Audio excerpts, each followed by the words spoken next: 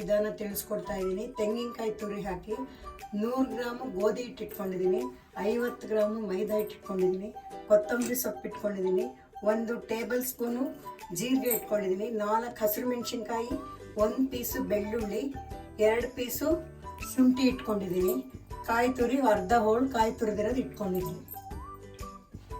ಅದಕ್ಕೆ ಮಸಾಲೆ ಮಾಡ್ಕೊಂಬೋಣ. ನಾನು ತೆಂಗಿನ ತುರಿ ಹಾಕ್ತಾಯಿದ್ದೀನಿ, ಕೊತ್ತಂಬರಿ ಸೊಪ್ಪು ಹಾಕ್ತಾಯಿದ್ದೀನಿ, ಶುಂಠಿ ಬೆಳ್ಳುಳ್ಳಿ ಹಸಿರು ಮೆಣಸಿನ್ಕಾಯಿ ಹಾಕ್ತಾಯಿದ್ದೀನಿ, ಜೀರಿಗೆ ಹಾಕ್ತಾಯಿದ್ದೀನಿ. ಇದಕ್ಕೆ ಸ್ವಲ್ಪ ನೀರು ಹಾಕಿ ಗಟ್ಟಿ ಚಟ್ನಿ ಥರ ನುಣ್ಣಗೆ ರುಬ್ಕೋಬೇಕು. ಒಂದು ಅರ್ಧ ಗ್ಲಾಸಷ್ಟು ನೀರು ಹಾಕ್ತೀನಿ. ಈಗ ಇದನ್ನು ಮಿಕ್ಸಿಲಿ ಚೆನ್ನಾಗಿ ನುಣ್ಣಗೆ ರುಬ್ಕೊಂಬೋಣ ಚಟ್ನಿ ಥರ. ಇದನ್ನು ನುಣ್ಣಗೆ ಈ ಥರ ಚಟ್ನಿ ಥರ ಗಟ್ಟಿಯಾಗಿ ರುಬ್ಕೋಬೇಕು. ತುಂಬ ನುಣ್ಣಗಲ್ಲ, ಸ್ವಲ್ಪ ರವೆ ಥರನೇ ಇದೆ. ಇವಾಗ ಹಿಟ್ಟಿಗೆ ಹಾಕಿ ಕಲಸೋಣ. ನಾನು ಉಪ್ಪು ಹಾಕ್ತಾಯಿದ್ದೀನಿ, ರುಚಿಗೆ ತಕ್ಕಷ್ಟು. ಗೋಧಿ ಹಿಟ್ಟು ಹಾಕ್ತಾಯಿದ್ದೀನಿ, ಮೈದಾ ಹಿಟ್ಟು ಹಾಕ್ತಾಯಿದ್ದೀನಿ. ಈಗ ಇವೆರಡು ಮಿಕ್ಸ್ ಮಾಡಿ ಚೆನ್ನಾಗಿ ಕಲಿಸ್ಕೊಂಬೋಣ. ನೀರು ಹಾಕೋದು ಬೇಡ, ಯಾಕೆಂದರೆ ಅದರಲ್ಲೇ ನೀರಿದೆ. ಚಪಾತಿ ಹಿಟ್ಟು ಈ ಥರ ಗಟ್ಟಿ ಕಲಿಸ್ಕೋಬೇಕು.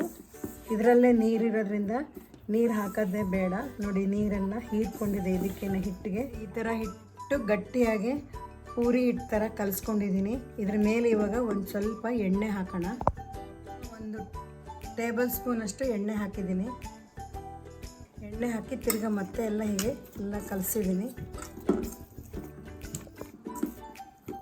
ಇದನ್ನು ಒಂದು 2 ನಿಮಿಷ ಬಿಡೋಣ.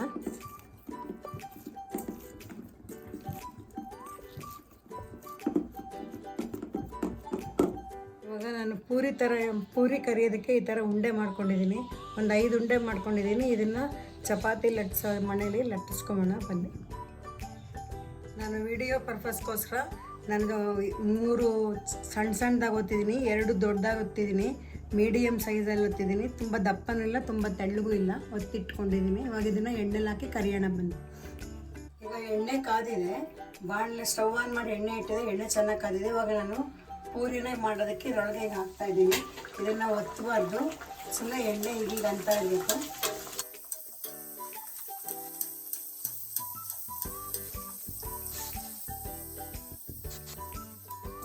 ಉಬ್ಬಿದ್ರೂ ಉಬ್ಬತ್ತೆ, ಉಬ್ದೇನೂ ಇರ್ಬೋದು. ಇವಾಗ ಪೂರಿ ರೆಡಿಯಾಗಿದೆ. ಈ ಥರ ಇರುತ್ತೆ.